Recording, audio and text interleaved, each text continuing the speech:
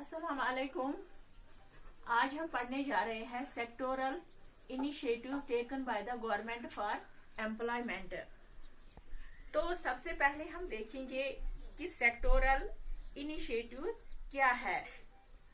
तो सबसे पहला जो है वो है the highly labour intensive live stock sector. तो अगर आप लाइव स्टॉक सेक्टर की बात करोगे तो वहां पर छोटी छोटी मशीन्स भी यूज होती है, लेकिन मोस्टली आप देखोगे लेबर वहां पर यूज होता है। तो इस पे फोकस किया गया। It has the potential to absorb large number of skilled and unskilled labours. अभी हम बात कर रहे थे कि स्किल्ड होने चाहिए, लेकिन ये ऐसा सेक्टर है। कौन सा सेक्टर?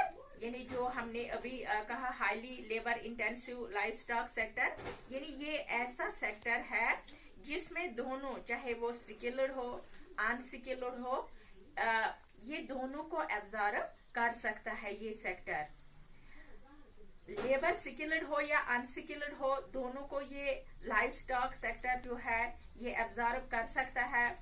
एब्जॉर्ब मतलब उनके लिए एम्प्लॉयमेंट अपॉर्चुनिटीज जनरेट कर सकता है।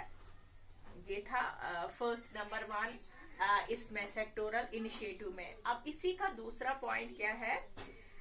This activity has the potential to augment agricultural incomes. वो क्या होता है? इस एक्टिविटी के तहत जो लाइव स्टॉक सेक्टर है, अगर आप कैटल रियरिंग, यानी अगर हम कैटल रियरिंग की बात करें, क्योंकि वो भी लाइव स्टॉक में आता है, क्योंकि उनको जो फोडर उनके लिए यूज होता है वो कैसे एग्रीकल्चरल इनकम्स इस लाइव स्टॉक से इंक्रीज हो सकती है। अब जो उनको फोडर की जरूरत पड़ती है, किनको हमने यहाँ एग्जांपल दी कैटल रियरिंग की, अगर उनको फोडर की जरूरत पड़ती है।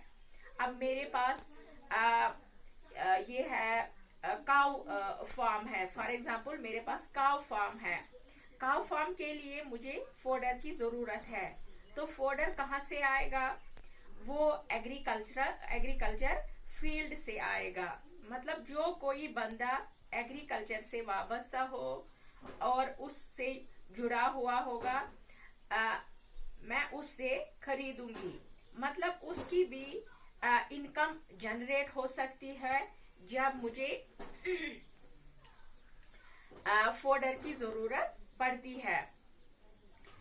फोडर की जरूरत मुझे तब पड़ेगी जब मेरे पास लाइव स्टॉक सेक्टर काम कर रहा होगा।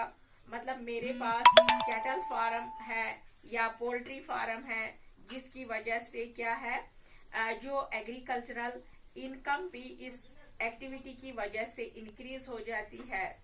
तो ये था सेकंड। अब इसी का तीसरा पॉइंट हम देखेंगे।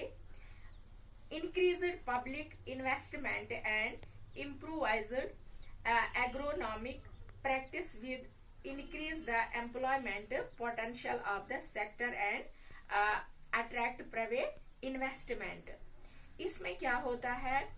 अगर पब्लिक इन्वेस्टमेंट या अगर यहाँ पर public investment here means the government अगर इसमें इन्वेस्ट करता है, अगर गवर्नमेंट इसमें इन्वेस्ट करता है,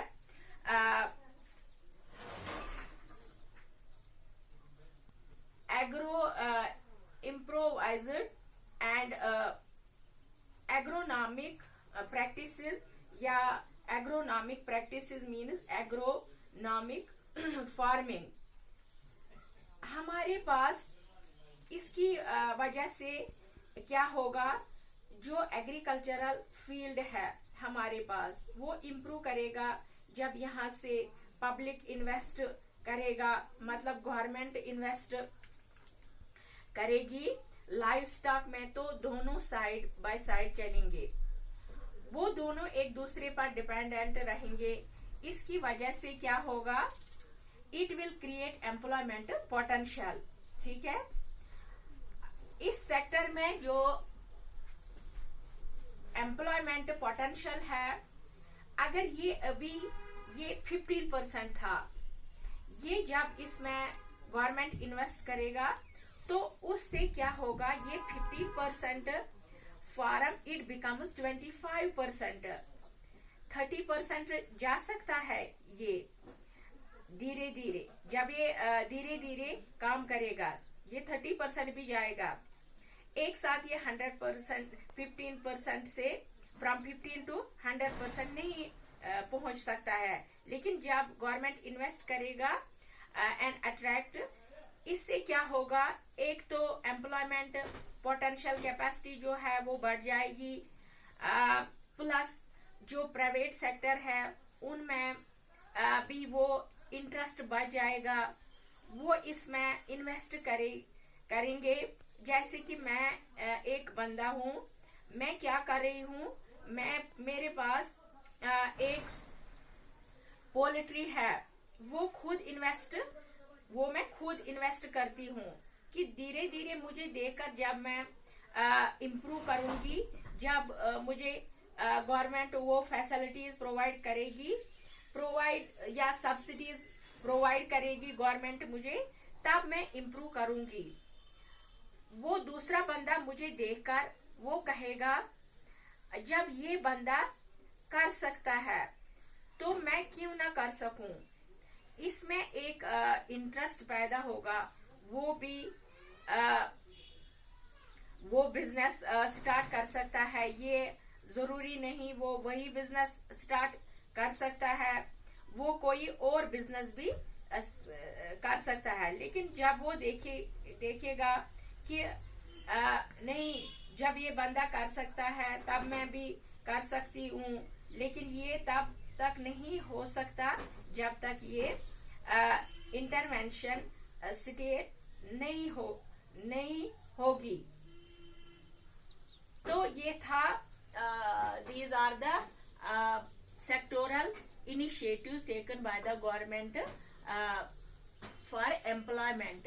तो इसके बाद है एक और आता है, इसके बाद जो टूरिज्म है, टूरिज्म सेक्टर जो है, इंशाल्लाह वो हम कल पढ़ेंगे।